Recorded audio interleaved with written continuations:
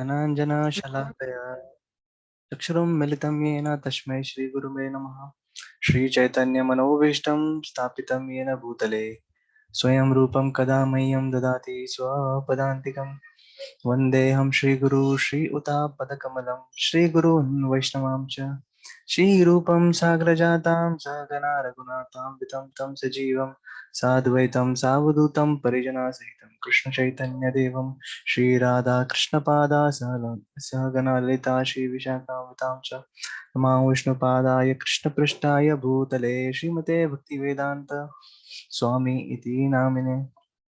नमस्ते सरस्वती देवे गौरवाणी प्रचारिणे निर्विशेष शून्यवादी पाश्चात्यदेशतारिणे जय श्री कृष्ण चैतन्य प्रभु नित्यानंद श्री अद्वैत गदाधर श्रीवासादि गौर भक्तवृंद। हरे कृष्ण कृष्ण कृष्ण हरे हरे राम राम राम हरे। तो मैं सभी पार्टिसिपेंट्स का स्वागत करता हूँ इस भगवद गीता कक्षा में।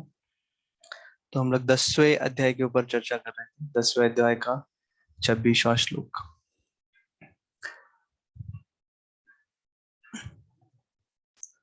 तो अभी कुछ समय पहले ग्रहण खत्म हुआ। ग्रहण खत्म होने के बाद मैं स्नान कर रहा था गंगा जल डाल के पानी में। स्नान करते समय मुझे एक गीता महात्म्य के श्लोक का स्मरण हुआ जो कि आदि शंकराचार्य जी बोलते हैं, जो कि कुछ इस प्रकार है। मलिने मोचनम पुंसाम जलम स्नानम दिने दिने सकृत गीता अमृतम स्नानम संसारम अनिनाशनम। तो यहाँ पर शंकराचार्य जी बोल रहे हैं कि जिस प्रकार कोई व्यक्ति गंगा जल से स्नान करता है या फिर पानी से स्नान करता है, उससे क्या होता है, उसका जो शरीर है वो बाहरी रूप से स्वच्छ होता है। वैसे ही कोई व्यक्ति जब गीता का पठन करता है या गीता पढ़ता है तो उसका जो अंतर मन है वो शुद्ध होता है और साफ होता है। इसलिए हम लोग भगवत गीता पढ़ते हैं।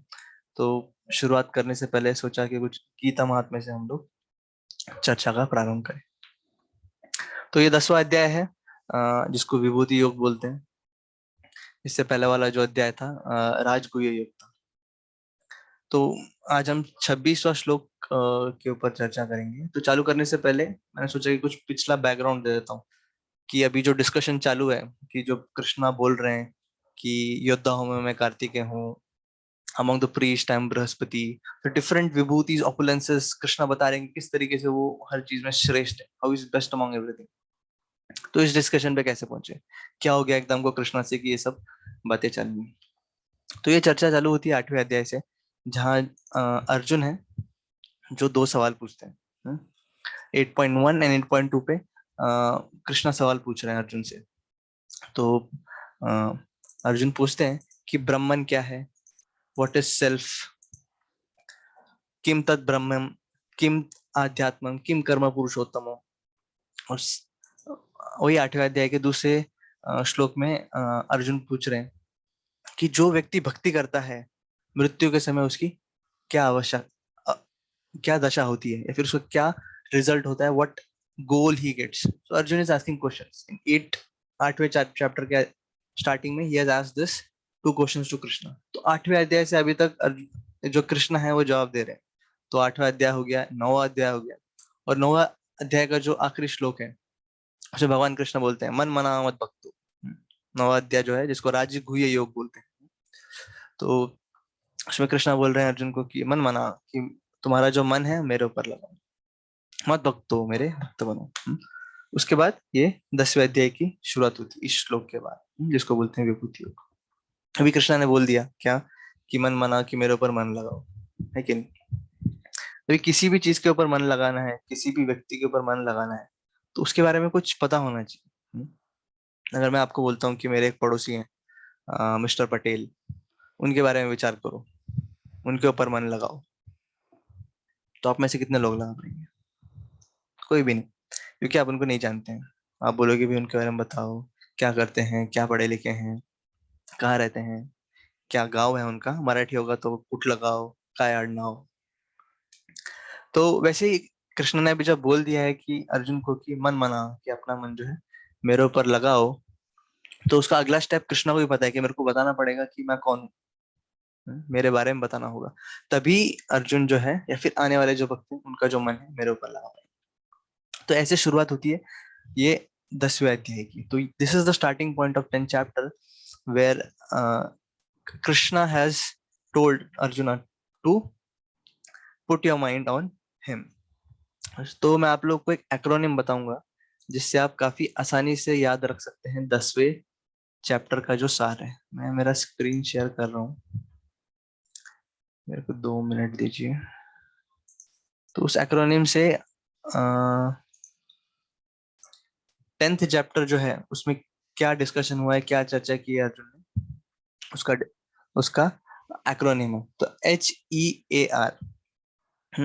तो पहला जो H है, जो पहले श्लोक से लेके 7वें श्लोक को दर्शाता है, जिसमें कृष्णा बोल रहे हैं how Krishna is source of everything. तो कृष्णा बोल रहे हैं कि कैसे जो सारे ऋषि हैं, सारी देवतागण है, सब उनसे आते हैं। तो पहले से लेके 7वें श्लोक तक कृष्णा जो है इसके बारे में बता रहे हैं कि वो हर चीज के स्रोत कैसे हैं। उसके बाद आता है 8वें से 11वां श्लोक, जिसमें भगवान ने एसेंस ऑफ गीता बताया, गीता का सार, जिसको चतुर्श्लोकी गीता भी बोलते हैं। तो इन श्लोकों में भगवान ने गीता का सार बताया। तो ये काफी महत्वपूर्ण श्लोक है, हम इनको याद कर सकते हैं, इन 4 श्लोक। उसके बाद अभी भगवान ने बता दिया है कि वो हर चीज के स्रोत कैसे हैं, देवी देवताओं की। देवी देवता उनको समझ नहीं सकते, सिर्फ भक्ति से उनको समझा जा सकता है, और गीता का सार बता दिया है। तो अब अर्जुन बोल रहे हैं। अर्जुन अभी 8वें अध्याय में बोले थे, 2 प्रश्न पूछे थे उन्होंने 8.1 और 8.2 में, पहले 2 श्लोकों में अर्जुन ने सवाल पूछे थे। उसके बाद अभी बोल रहे हैं अर्जुन सीधा 10वें अध्याय में 12वें श्लोक से वो बोलना चालू करते हैं, और बोलते हैं अर्जुन की हे कृष्ण, हे माधव, मैं एक्सेप्ट करता हूं कि आप सर्वश्रेष्ठ हो, आई एक्सेप्ट। उसके बाद फिर अर्जुन पूछ रहे हैं कि मैं एक्सेप्ट तो करता हूं, लेकिन थोड़ा और डिटेल में बताइए। तो यहाँ पर लगता है कुछ तो कंफ्यूजन है, कुछ तो गलत दिशा में अर्जुन प्रश्न पूछ रहे हैं। क्योंकि एक तरफ तो बोल रहे हैं कि मैं सब समझता हूँ, आपने जो बोला एक्सेप्ट करता हूँ, फुल्ली एक्सेप्ट, फिर भी वो क्या पूछ रहे हैं, पूछ रहे हैं क्या डिटेल में बताइए।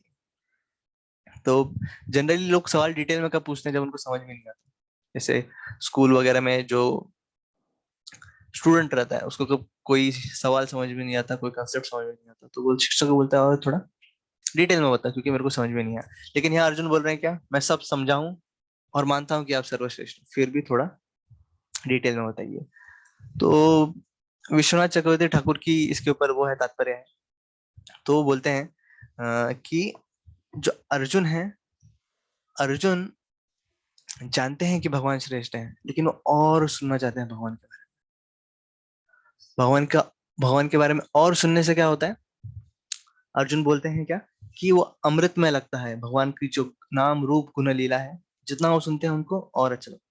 तो शिला प्रभुपाद जी भी तात्पर्य में लिखते हैं, भागवतम से कोट करते हैं, जिसमें सूत गोस्वामी जब भागवतम बोलना चालू करते हैं, और शौनक आदि ऋषि जो हैं वो सुन रहे हैं, और वो सुनते सुनते बोलते हैं बीच में, वयम तु वित्रपमानम उत्तम श्लोकन विक्रम यश सुन्वाद रसज्ञानम स्वादु स्वादु पदे पदे।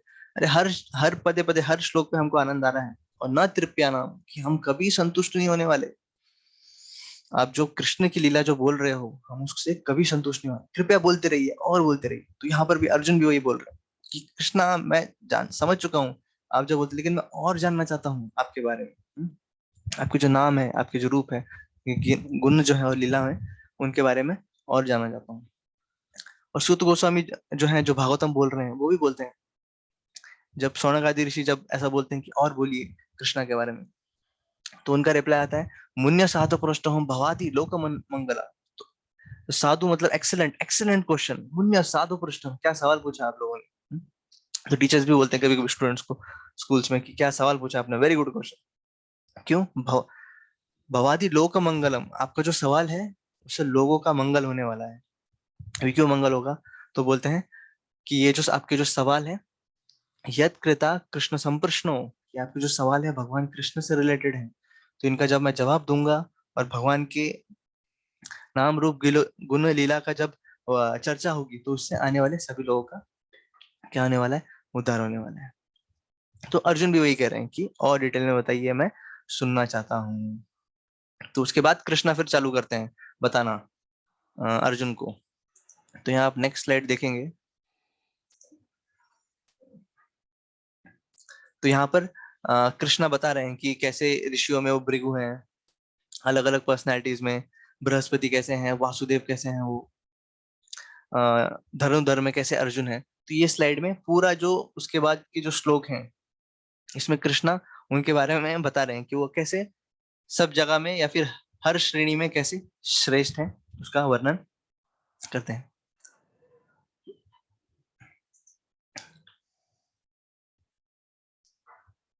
तो अभी so we'll start today's shloka. This was just a brief background.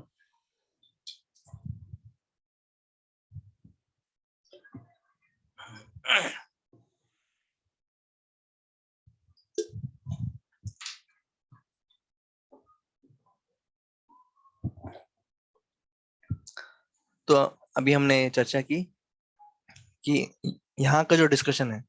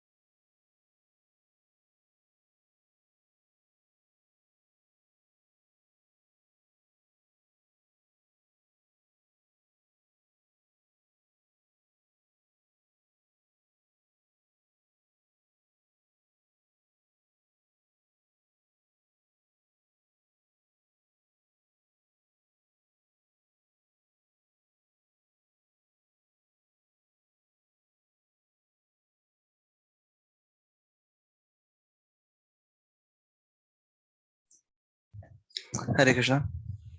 Sorry, by mistake I got locked out. Okay, तो आज का श्लोक हम चालू करेंगे। मैं स्क्रीन शेयर करता हूँ आज के श्लोक की।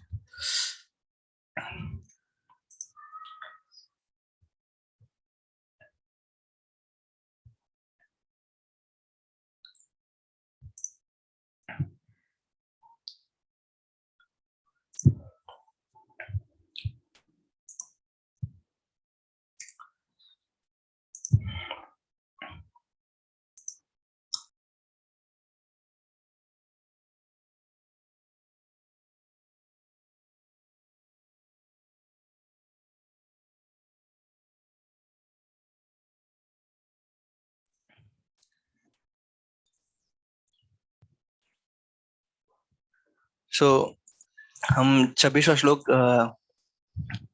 पढ़ेंगे आज। अश्वत्थ सर्व वृक्षाणां देवर्षि च नारद गंधर्वाणां चित्ररथः सिद्धानां कपिलो मुनि। तो आप में से कोई रिसाइट करना चाहेंगे? कोई दो तीन भक्त?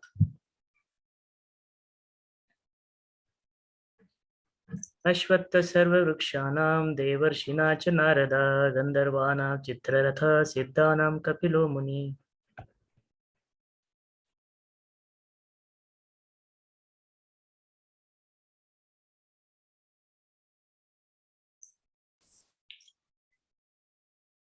और कोई?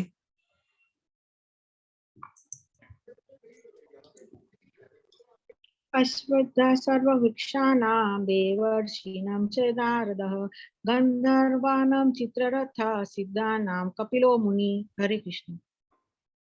हरे कृष्ण, धन्यवाद।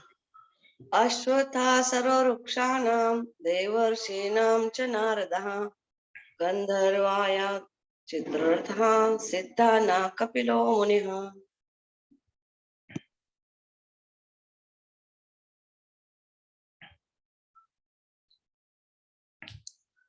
ओके, तो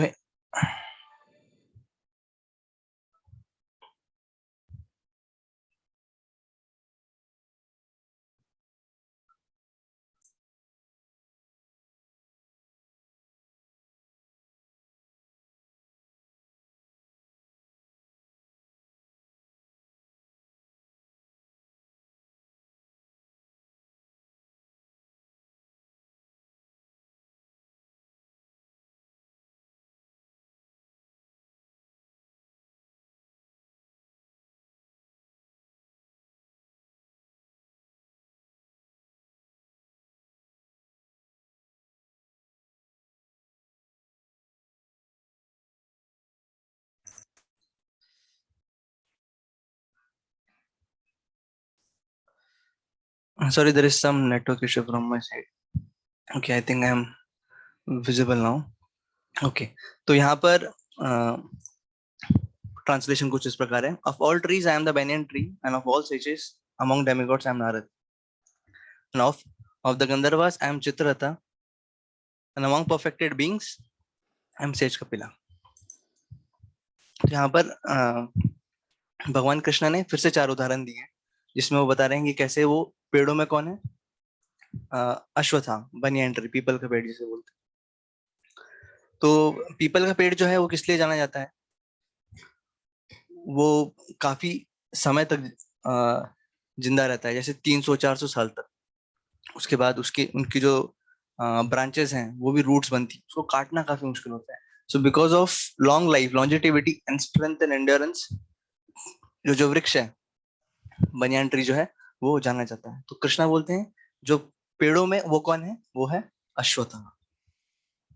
इसके बाद अगला जो उदाहरण वो दे रहे हैं कृष्णा, वो बोलते हैं देव ऋषि नाम च नारदा. तो जो नारद जो शब्द है, न नर आदह, जो मनुष्य को जो आदह जो प्रदान करता है, क्या प्रदान करता है, भगवान को प्रदान करता है, वो है ऋषि नारदा. तो भागवतम में बहुत सारे उदाहरण आते हैं जिसमें नारद मुनि अलग अलग जो व्यक्ति हैं, अलग अलग भक्तों को भक्ति मार्ग पे लाते हैं, भगवान से जोड़ते हैं. जैसे उदाहरण के लिए एक हो गए ध्रुव महाराज, वो तपस्या के लिए निकलते हैं और नारद मुनि उनको बताते हैं कि सही मार्ग क्या है भगवान को प्राप्त करने का. तो ऐसे कुछ उदाहरण आप लोग देना चाहेंगे, आपने जो पढ़े सुने नारद मुनि के बारे में?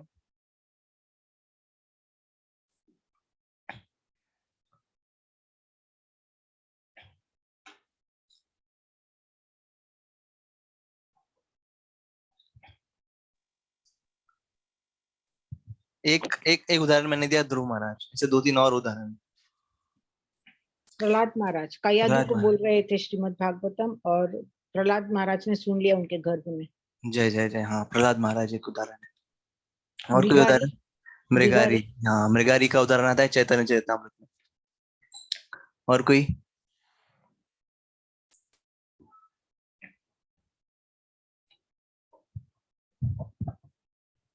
भागवतम किन्होंने लिखा, उनके गुरु कौन है? व्यासदेव के गुरु हाँ, नारद जी. हाँ, व्यासदेव जी की भी गुरु नारद जी. तो वैसे हैं. तो यहाँ पर कृष्णा जो बोल रहे हैं, स्पेसिफिकली बोल रहे हैं कि जो देव है, देवगण के जो है उनके क्या है, उनके गुरु हैं, उन लोग उनके ऋषि हैं, उनके सलाहकार. तो जो सब देवतागण, जो अभी माता जी ने उदाहरण दिया, जब कयादु जब गर्भवती रहती हैं तो उनका अपहरण कर लिया जाता है ताकि उनके जो पुत्र हैं उनको पेट में ही मार दें. तो सब देवतागण पूरी सेना लेके पहुंचते हैं, अपहरण करते हैं और मारने ही वाले रहते हैं. तब नारद मुनि बोलते हैं नहीं, इस गर्भ में एक महाभागवत भक्त है, इसको मत मारिए. तो सारी देवता लोग जो है, उनका जो प्लान बना हुआ था सब कैंसिल करते हैं, छोड़ देते हैं, वापस जाते हैं. सो जो नारद मुनि है उनका इतना बड़ा स्थान है क्या, कि वो देवता को जो पूरा प्लान है जो बना है, वो एग्जीक्यूशन स्टेज पे अभी बस ऑलमोस्ट उसको एंड ही करना है, वहां से वो बोल सकते हैं नहीं वापस जाओ. और उसके बाद कोई कुछ सवाल नहीं पूछता है और जाते हैं वापस, और नारद मुनि जैसा बोलते हैं वैसा फॉलो करते हैं. वैसे ही नारद मुनि को व्रज व्रज में भी स्थान मिला हुआ है. तो पिछले हफ्ते मैं वृंदावन में था, तो गोवर्धन परिक्रमा में एक नारद कुंड और नारद वन नाम का स्थान आता है. तो एक राजशेखर प्रभु हैं, प्रभुपाद जी के शिष्य, उनका किताब है गोवर्धन परिक्रमा. तो वहां वो लिखते हैं कि नारद मुनि को कैसे व्रज में स्थान मिला हुआ है. और व्रज में स्थान मिलना कोई आम बात नहीं है. तो बहुत बड़े मुश्किल से व्रज में स्थान मिलता है. तो जो ब्रह्मा जी हैं वो भागवतम में प्रार्थनाएं गाते हैं, बोलते हैं तद भूरि भाग्यम यह जन्म की अपितव्यम यद गोकुलेपि कतमांग्री रजोभिषेकम यद जीवितम तु निखिलम भगवान मुकुंदा.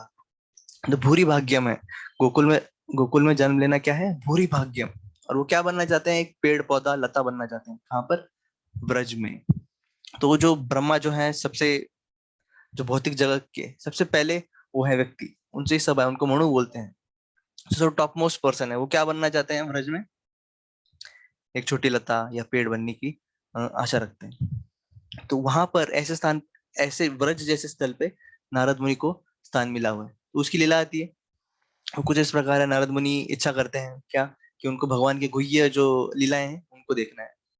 तो शिव जी के शरण में जाते हैं। तो शिव जी जो है वो रासलीला के वो हैं, क्या कहते हैं, गार्ड, रक्षक, गोपेश्वर महादेव नाम से। तो शिव जी उनको एक मंत्र देते हैं और इस मंत्र का जाप कीजिए, फिर आपको एंट्री मिलेगी। तो वो उस मंत्र का जाप करते हैं। लेकिन कुछ टाइम बाद, वहां कुछ समय बाद वृंद देवी आती है और बोलती है कि नहीं, इस मंत्र के जाप से नहीं होगा। आपका जो शरीर है पुरुष का शरीर है, और रासलीला में सिर्फ एक ही पुरुष है। वो कौन? भगवान श्री कृष्ण। तो आपको आपका रूप चेंज करना पड़ेगा, प्रकृति बनना होगा, स्त्री बनना होगा। तो वृंदा देवी उनको मानसरोवर लेके जाती है, वहां वो डुबकी लगाते हैं और वो नारदी गोपी बन के बाहर आते हैं, और भगवान की जो गुह्य लीला है उनको देखते हैं। तो भगवान जब कृष्ण जब देखते हैं नारद मुनि को, काफी खुश होते हैं और बोलते हैं कि आप यहीं रुकिए और आप शास्त्रों का उल्लेखन यहाँ कीजिए। तो नारद मुनि वापस मानसरोवर में जाते हैं, डुबकी लगाते हैं, नारद मुनि बन के वापस आते हैं, और उनको एक स्थान दिया जाता है ब्रज में। ब्रज जो है भगवान का घर है। वहां पर उस नारद कुंड में या नारद वन में नारद मुनि क्या करते हैं, रुकते हैं और नारदीय भक्ति शास्त्र का रचना करते हैं उस स्थान पर। तो नारद मुनि भी श्रेष्ठ जो देवी देवता हैं उनके गुरु हैं।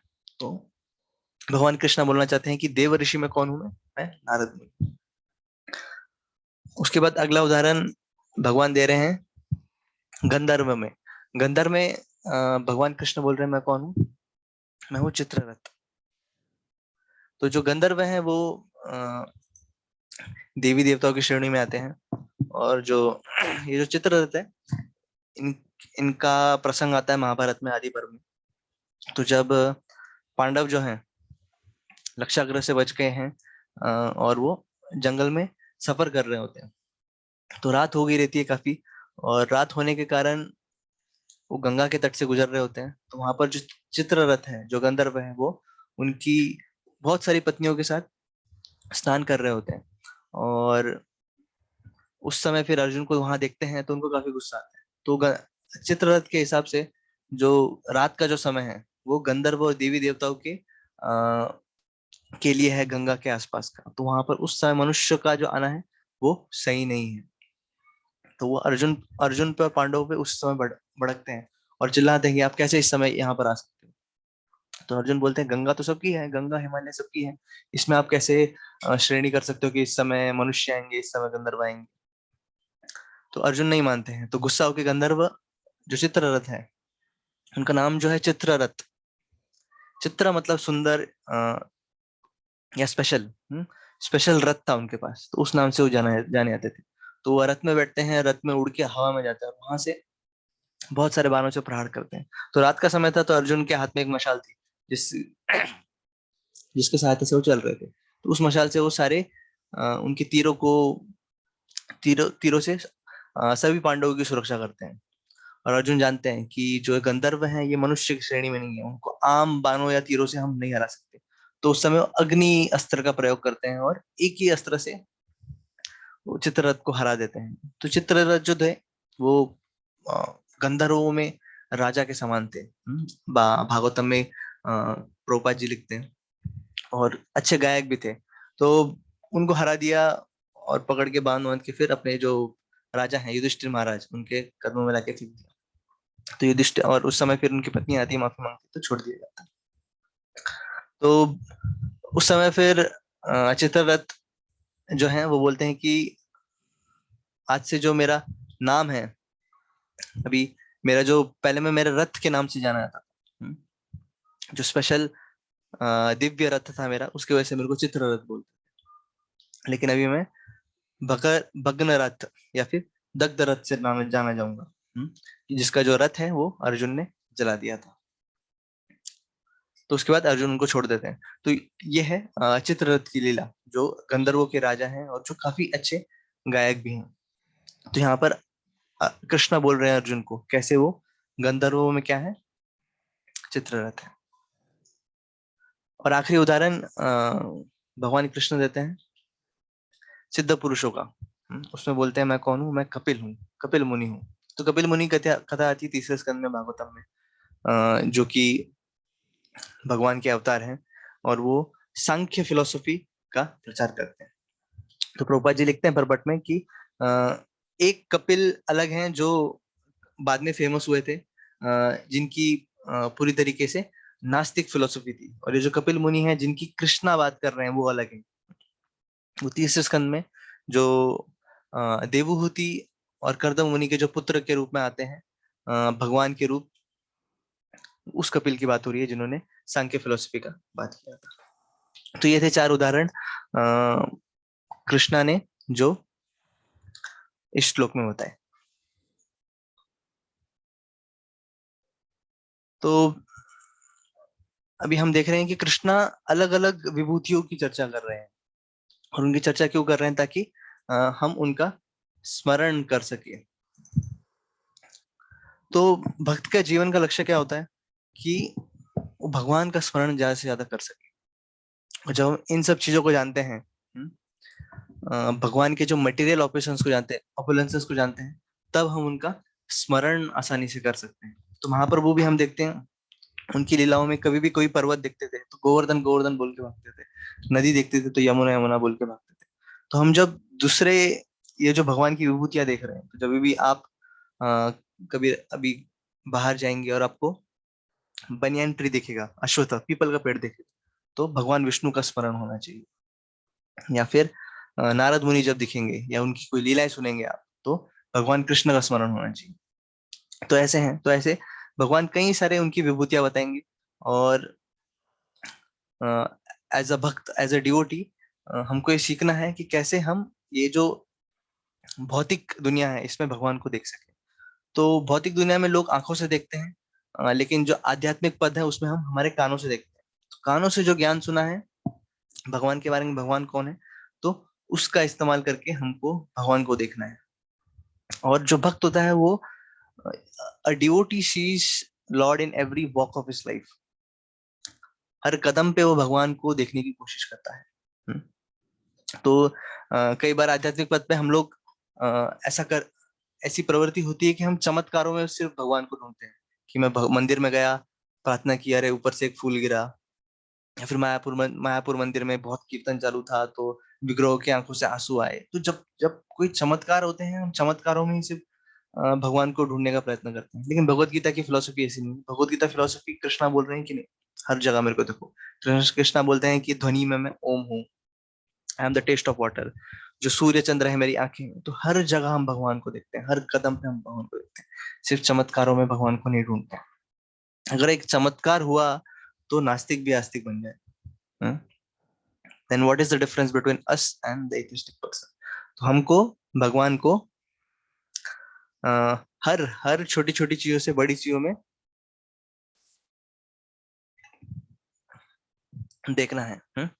ये है उत्तम भक्त का लक्षण। तो भागवतम में एक श्लोक आता है जिसमें उत्तम भक्त के लक्षण के बारे में भी चर्चा हो रही है। तो बोलते हैं सर्वभूतेषु यः पश्येत् भगवत भवान आत्मनः भूतानि भगवती आत्मनि एष भागवतम उत्तम। उत्तम भागवतम के लक्षण क्या है? तो क्या बोल रहे हैं? सर्वभूतेषु, सब जगहों में, सब चीजों में, यह पश्येत, वो देखते हैं क्या? भगवत भवान, तो भगवान को देखते हैं। तो हर चीज को भगवान, हर चीज में भगवान देखते हैं, भगवान में सारी चीजों को देखते हैं, सब चीजों को और भगवान को एक दूसरे की रिलेशन में देखते हैं। तो ये जो सीरीज ऑफ विभूतिज या फिर जो क्वालिटीज भगवान बता रहे हैं उससे हमको ये सीखना है। और हमारा जो स्मरण है, जो भगवान के प्रति जो स्मरण है, वो हमको इनसे बढ़ाना है। तो आज हम यही विराम देंगे हमारी चर्चा को 10 अध्याय के 26 श्लोक की। हरे Krishna. Thank you, Prabhuji. It was really wonderful. The PPT was very good, Prabhuji. Yeah, maybe I can share it Yeah. with you and you can share it on the group. Okay. Thank you, Prabhuji. Thank you. Hare Krishna.